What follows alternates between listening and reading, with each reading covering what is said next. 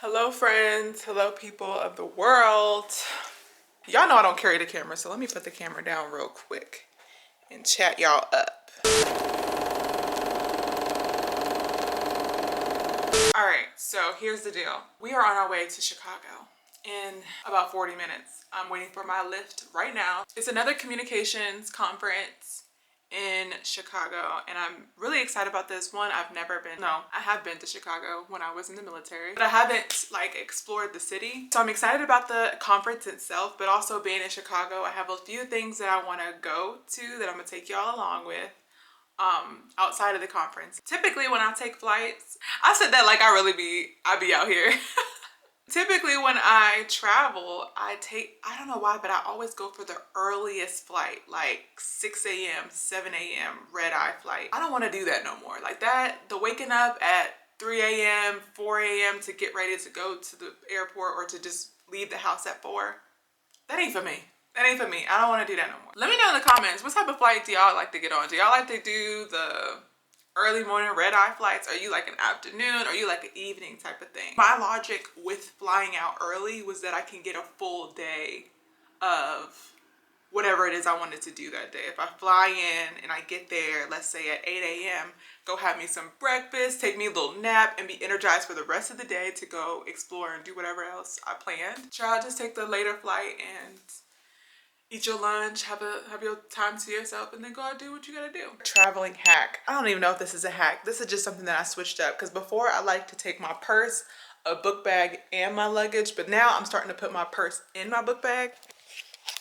So that way, this is the only thing that I'm carrying around in the airport, and I'll have like my whatever book I'm reading, my journal, my purse, I'll have that in here, and it's just simple. Whatever electronics that I'm taking, I'll put them in here too. So when I'm in TSA, take them out, put them right back in here, and I don't even have to like worry about this over here at all. That's a little hack for those who are like me and be bag lady at the airport. Them days is over too. Y'all, I don't know about anybody else, and I'm probably not the only one, but TSA, I haven't had like horrible experiences. It's high anxiety for me. You gotta put the stuff in there and you gotta move quick. You feel like you gotta move quick, and you gotta like, somebody's right here behind you, someone's right here in front of you, and you're like, it's a lot. If you're a first time traveler, it's, God bless you. We're here, we made it. I feel like I just teleported. I wanna give y'all a room tour real quick because it's nice. Coffee area. Okay, what's in this drawer? Absolutely nothing. Walk in. You got the bathroom that looks really nice. The bathroom's bomb. Not even my favorite part. Favorite part, this shower. Shower's beautiful. Love it. Love it. It's giving walk in, walk out. Okay. Okay, mirror is giving, it's giving lighting. Walk in the room, you got the TV. Got a city view. Very bright. Got the king size bed with all of my things. I realized too, this hotel is on the main street with big shopping mall indoors and a bunch of stores, like fancy stores. Also in this hotel is the restaurant downstairs. It's called the Michael Jordan Steakhouse. And apparently it's actually Michael Jordan, like the MJ. So yeah, the reception guy was also telling me that steakhouse, that Michael Jordan doesn't come often, but his mom does.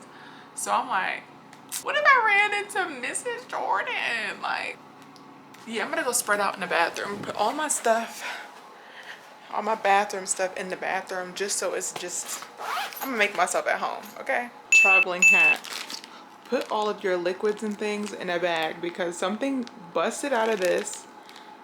I have an idea that it's probably my toner, because I can smell it, but nothing, it didn't ruin anything else in my luggage, so it just stayed in this bag. So this type of stuff, put it in this bag, and I have like a separate, where is it at?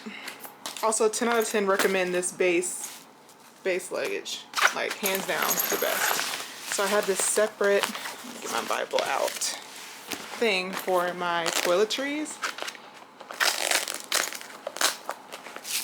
And so these are all of my toiletries in here, but notice I didn't put any of like my glass and my could potentially open stuff in this. Everything in here is capped, closed, and nothing could spill. And I'm glad I did that because what the heck is this?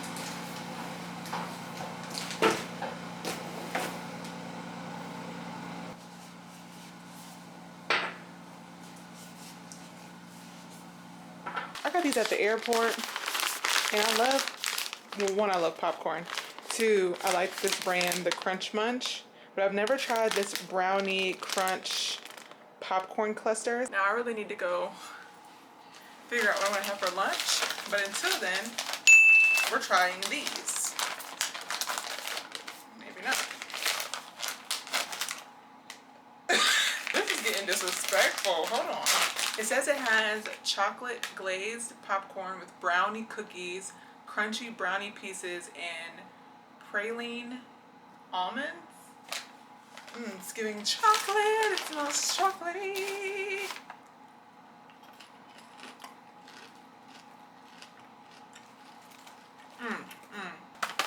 10 out of 10 recommend. You already know what this is. We should make this a tradition where every time we travel somewhere, the first meal we get is tacos, because why not keep the good vibes going? Chips. Let me see all these chips. These chips are giving texture. Yes. They're giving texture and flavor. Got my salsa for my chips. Also got some of, you know, trying different sauces, y'all. You know what's missing? My other drink. Because I ordered a sweet tea along with this bottled water. Interesting enough, it did not come in here. Ooh, okay. Let me show y'all the presentation. We got some rice here and some refried beans. I never typically eat the beans, if I'm honest. Definitely gonna use this lime. And these are the tacos.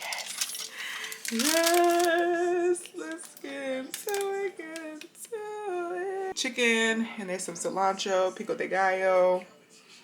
Looks like there's some corn in there too. This looks great. Can I be honest about something? I'm kind of like in my feelings right now. I know what it is, but then again, I know what it is. I'm just discontent, and I feel like it's that medium hot. This is spicy. Oh my god. Let me open the green one. Too spicy.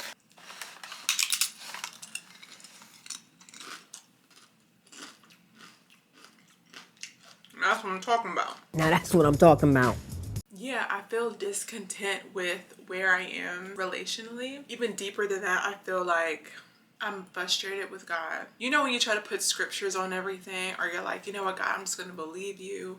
Or you try to just disregard how you really feel or minimize how you really feel. And that's what I've been doing, minimizing how I really feel in hopes that that feeling will kind of go away. That don't happen at all. It's still there, it stays there, and it's waiting for you to address it and to confront it and say, you know what? I am still hurt by this. I am still hurt that this didn't happen for me.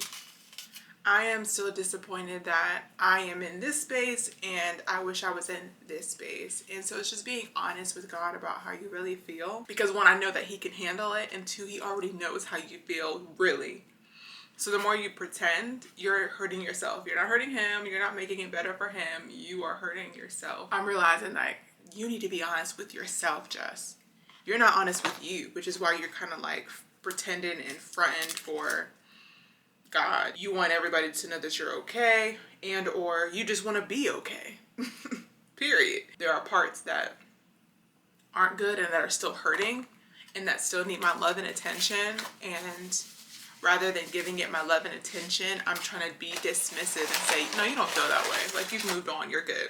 You're good. Meanwhile, you are not good. And I like to think of it like there's different parts of myself. There's different parts of me. The parts that are disappointed and frustrated, we don't want those parts to speak. So we're just like, yeah, y'all need to be quiet and go stay over there in the corner, because When you start talking about, when that part of you, that disappointed part of you starts speaking up, it enables you to feel those feelings, the feelings of disappointment, and to confront why you're disappointed and all that. And so you're like, no, don't talk. Joy's trying to talk. Peace is trying to talk. So disappointed, we don't want to hear from you. Actually, matter of fact, disappointment, get up off the table. Get off the table. You're not a part of this meeting right now. What I'm learning is that's just silencing a part of you.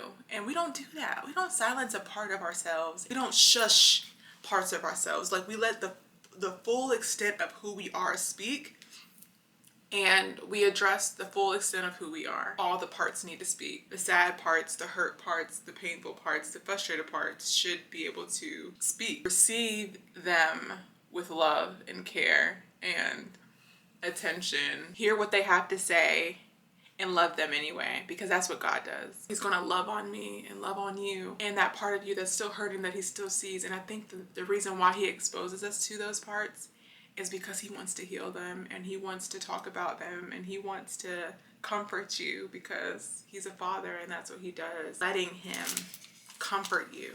As easy as that sounds, and as like simple as that sounds, let God comfort you. And I think I struggle with that. Long story less long, that's just where I'm at right now. It's been heavy on my mind for the past 2 days, just where I'm at emotionally. I just have to sit with her, not try to shut her up, not try to push her down, not try to slap a scripture over her, just let her feel all the feelings. And also I try to get out of my head, and I catch myself having thoughts and being like, where did that come from? That ain't you.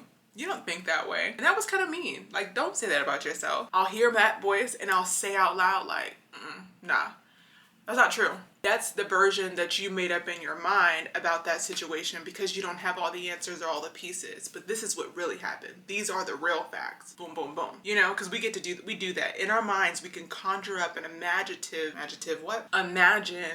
a version of the story that we manufactured up here that is not true, and it's based on only what we know. And then you start to make decisions, and you have these feelings and thoughts and emotions based off of the version that you have up here, and not the real version that's out there. And what you don't know, you don't need to know, because if you did, God would have allowed you to see it and be exposed to it. If you weren't supposed to know that right now, let that thing go. With all that said, God's got something good for me. Something that's going to blow my everlasting mind. Mark my words. We're going to come back to this video. God is going to blow my mind. He's going to restore a love in my life that is going to be the best, most romantic love story. That much I do know. I'm getting ready.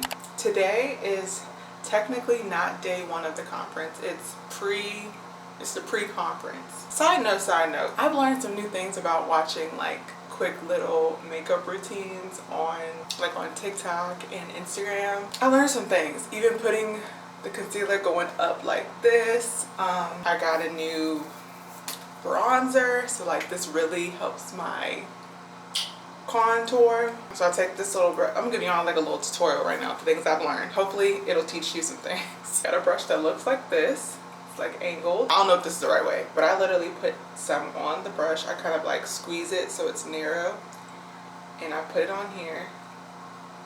Fish lips. And then I just place it there because I want to make sure it's in the right spot when I do it. And it kind of gives me a little, you see that? You see that? You see it. Contour did not look like that before. So I think it's a combination of this product, this method, as well as me understanding exactly where to put the makeup on my face. Because I am trying to like elevate my makeup situation. I'm trying to like do a little bit more. I'm not a makeup guru girly at all. At all. So this is me like, oh, I'm gonna learn how to beat my own face though. So last night the food was bomb. Tore that food up. I will say I was doing some sad girl things. I was scrolling through TikTok and I'm not proud of it. I should have just been sitting there in silence and kind of just, I mean, I was thinking, you know, like I could mindlessly scroll through TikTok and still be in my head, but you know, sometimes that stuff does like get to you, so you don't want to be on TikTok scrolling through and letting TikTok counsel you on how terrible your life is or how you wish you had XYZ. I'm not ashamed to admit that, but I just want to be clear that like sometimes you need that moment in time away from your mind to mindlessly do something, but then like return back and check back in with yourself. What is it that I need right now in this moment versus just saying like, it is what it is, it is what it's gonna be, blah, blah, blah. You know, these just defeating thoughts, but saying, what is it that I need right now? Do I need a hug? Do I need God's peace and comfort? Do I need to cry? Do I need to journal? Do I need to read the Bible? Like, what do I need right now in this moment? Not to necessarily make me feel better, but what is it that my soul is craving? Because this emotion is being stirred and it's coming from somewhere. It's speaking to me. My body's saying like, we need something. What is it that they're saying that it needs? And instead of ignoring that, lean into it and kind of figure out what you need so that you can give yourself what you need. Let me put my wig on so this can all come together. One sec. I already know I'm gonna have to put some like additional curls in it because the flight, my curls were left back in Virginia. It ain't too bad, but it's like we need to still fix it. She's coming together. I might not actually add curls today. We might do curls tomorrow. I mean, at least this side might need a little curl because look, you see how it's like this side is sitting and this side is.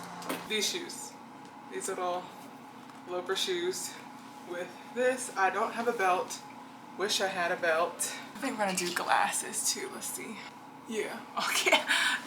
Okay. It's giving. Yeah. Day one.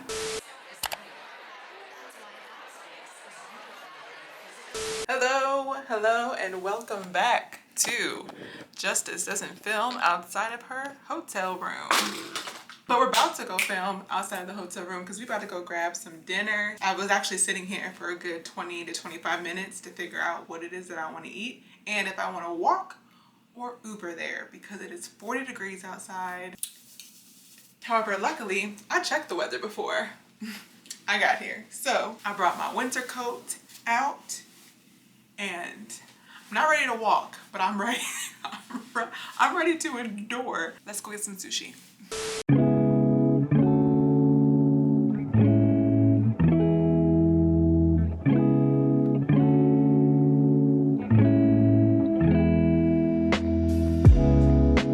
The lighting is not good.